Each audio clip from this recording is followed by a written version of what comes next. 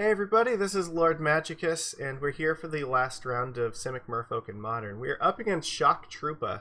We're on the draw. Shock Troopa is famous for playing Mono Blue Tron.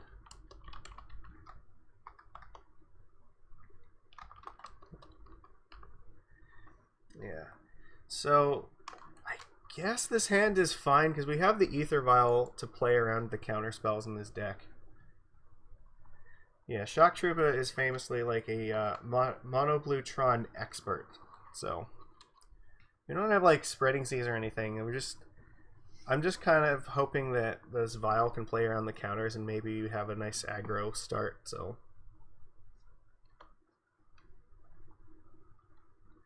yes, and he's been playing this card because I think he actually has something like Blood Moon in his sideboard.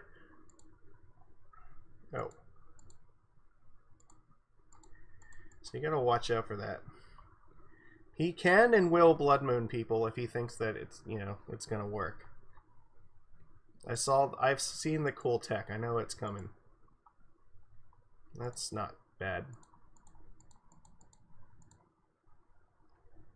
Yeah, he's definitely gonna counter this. Remand? Okay. I have to try to use my mana, so Gemstone Caverns, Thirst for Knowledge.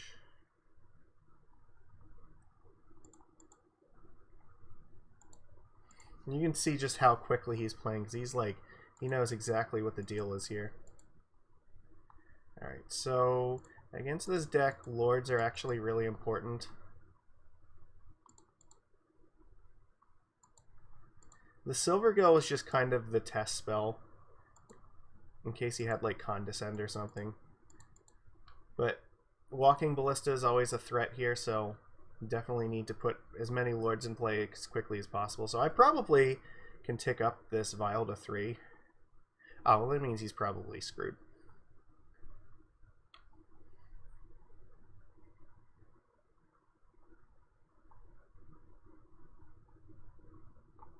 You know what?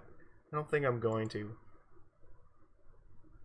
Okay, well this might still work anyway.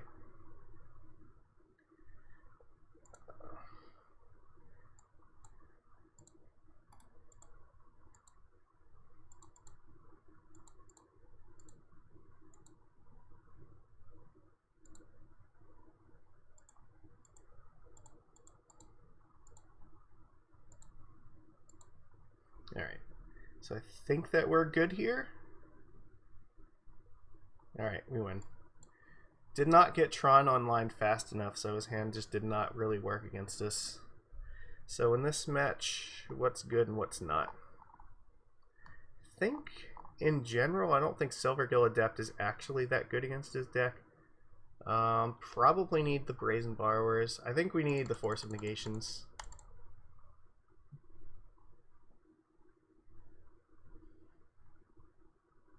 It might be correct just to take out the Silvergills.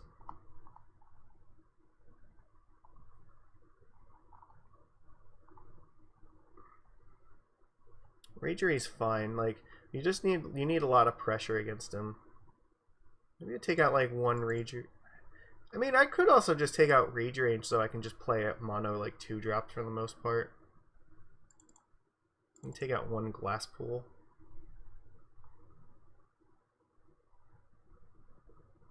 I need to keep the Borrower because of Ensnaring Bridge. I think that he has Karn the Great Creator or something like that, so Bridge is or there's plenty of cards like even maybe Wormcoil Engine that I really want to be able to bounce if necessary. If I can keep Violin too, that's probably good, so.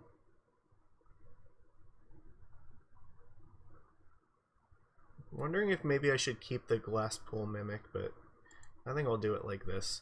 You know what? Okay, you know what? Fuck, I should have brought in the Pithing Needle, so I didn't even think about that. Alright, well I guess I'm keeping this. Pithing Needle seems like it would actually be really strong.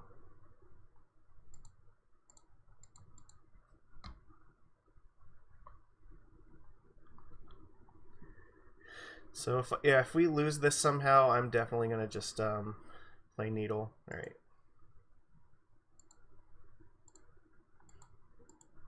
And turn off things like Oblivion Stone. I guess I'm going to play Trickster in his turn. I don't want to give him a chance to cast Remand yet.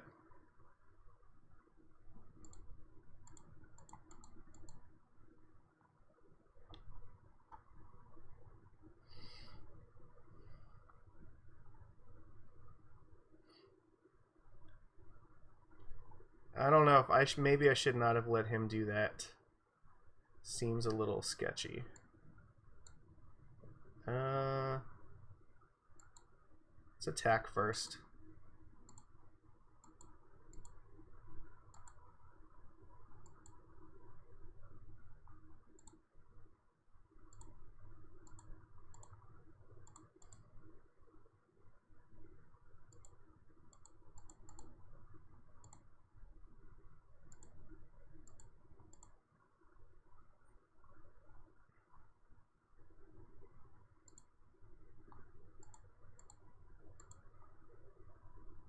So he's not going to have Tron this turn, so that's good.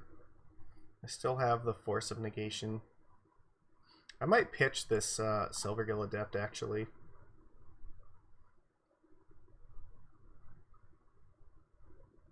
Okay, that's fine.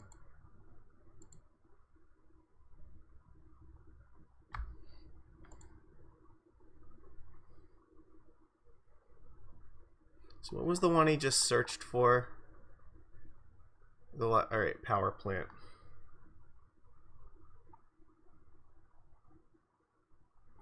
So I guess I'm going to attack first.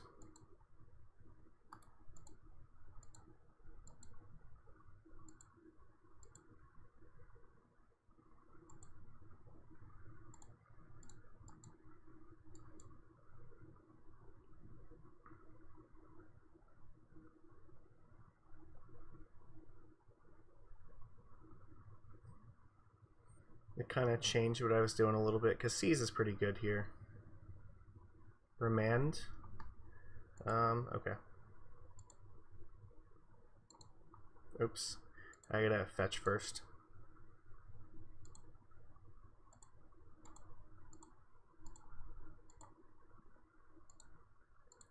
There we go. That's good. So Tron offline, and I have Force up still. He's dead in 2 turns.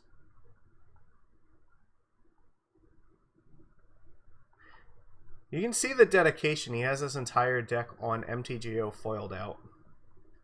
I think I've only ever played against him like maybe once before. It's an honor. I like being able to play against like the archetype masters, and like you would be hard pressed to find somebody who knows this deck better than him.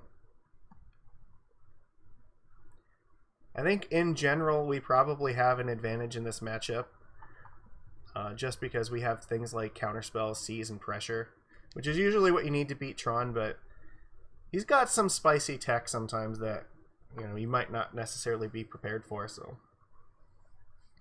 like you can see, he's got this whole Blood Moon thing going on. That's why he has like the red mana.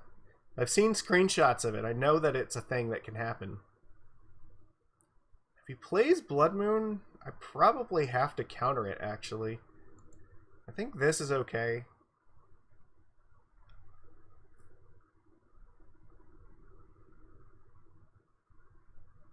Likely on my turn, I'm just going to animate Mutavault and attack him to 6.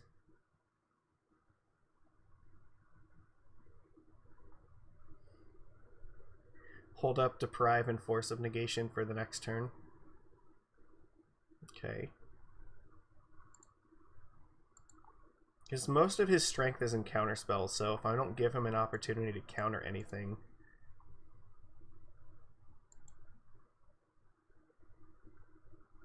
then I think we should be good here. He has 6 cards in hand, so definitely something could be coming next turn, and I want to be prepared for it.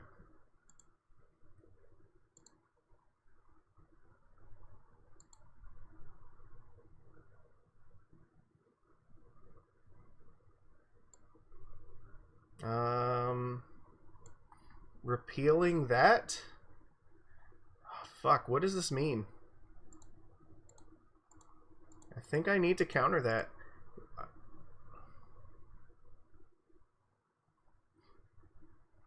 trying to unlock his Tron mana, so I'm hoping that I can just keep him from doing it.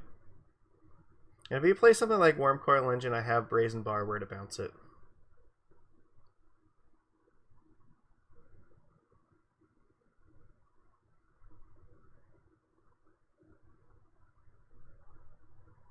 Okay, that's fine.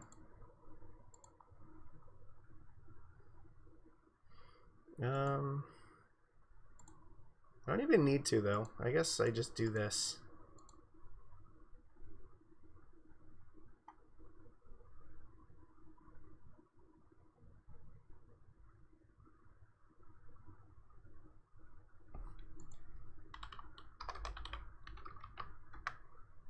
Yeah, that's gonna do it.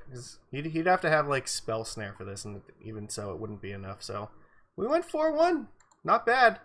We lost like our one loss was against Omnath Pile, which was honestly very close. Like I think in general it's a match that we expect to win most of the time. So I'm not worried. If that's our only loss, then that means our league could be improved just through better chance and maybe slightly better play. But like that means our deck list is functioning the way it's supposed to. So we're prepared for most of these matches. So I mean, it's still pretty random on MTGO. Like, you know, you're not always going to see like Bogles or like Mono Blue Tron in all your leagues, but I like, so like this is the shell of the deck that I think I really like the most. It's the same thing with like Mono Blue. I like playing a shell here that is very versatile. Cards like Deprive and Brazen Borrower in the main deck, I think are good. I think Glasspool Mimic and Reedry together are also a huge advantage.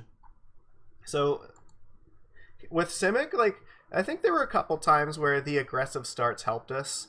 Like, definitely against the Bogles deck, having Cometa Speaker and Mistbinder is a huge advantage because it lets you keep your pressure a lot lower in the curve. Like, Master Waves is not going to be as good. And definitely, like, against Tron, like, Master Waves is terrible. We would have had to side that out. But even still, like, Reedry is still okay against it. Like, it's less bad than Master Waves in general, I'd say. So this was a pretty good league. This makes up a little bit for last week. Yeah, and a lot of the testing I did last week when Blue-White was like entirely wasted. So I'm glad to see at least, you know, this version of this list is performing for me. And we got to have the Mutavaults in the Simic list, which is not always something that we can do. But I think because we're playing Glasspool Mimic, we have a few extra land slots here. Because effectively we have 21 lands, which means we have some slots to play colorless lands like Mutavault in our mana base. Because we can always play Glasspool as a blue land if we desperately need to. But the Mutavault also gives us more game against stuff like Blue-White Control, or even stuff like Jund or Shadow. It makes it more awkward for them to actually use removal. So now they have to like tie up mana and stuff like Field of Ruin if they want to get rid of it, or have to wait and use like their instant speed removal on it. So it dodges a lot of, you know, sorcery speed stuff, which is nice. So, and it's also very good at killing planeswalkers. Like if they wipe the board, it doesn't matter. We still have something in play to attack it, which is helpful. So I do like being able to keep the two mutas in the list. I think it was probably a mistake to not bring in the Pithing Needles against Shock Troopa. I think I fucked that up a little bit. I totally... See, I'm not used to having this card in my sideboard. This is still new to me. I haven't played with this a whole bunch, but it definitely, there have to be a lot of good targets. Even if you just name, like, Expedition Map, it seems like that's fine, because it keeps them off of Tron. And, like, once it gets Tron online, like, there are so many ridiculously powerful things you can do in that deck, so...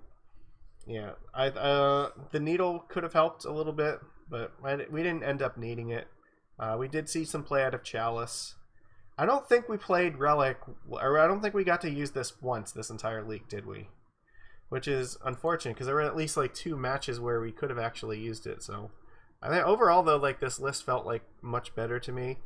It remains to be seen, though, how much it's going to help us against like the Titan and Heliod deck. So they're still, I think they're still out there at least. Like they definitely were last week, and yeah, there are some hostile matches. We didn't play against like Jund this week either, so remains to be seen how it is against that. But I have a feeling that this sort of list probably performs a little bit better, and I'm happy with the Deprived main force side. I think that plan is a good plan. So Everybody, please give this a thumbs up.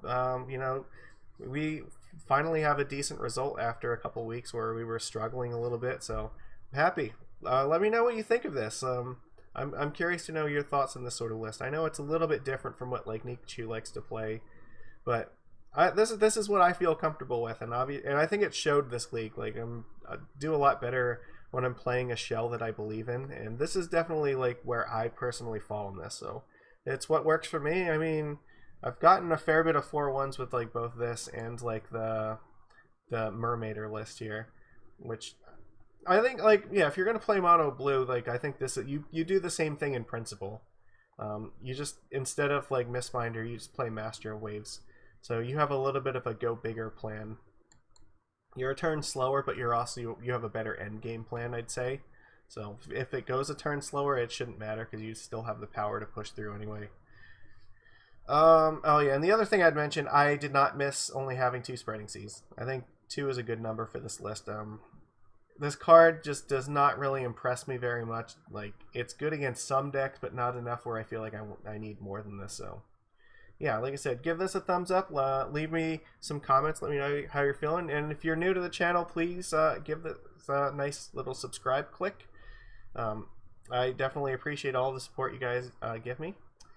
I don't ask for like money or anything, but I just ask for your love. You know, that's all that matters to me. If you guys are enjoying the content, then that's it. That's all I need from this. So thanks everybody. I will see you again next week.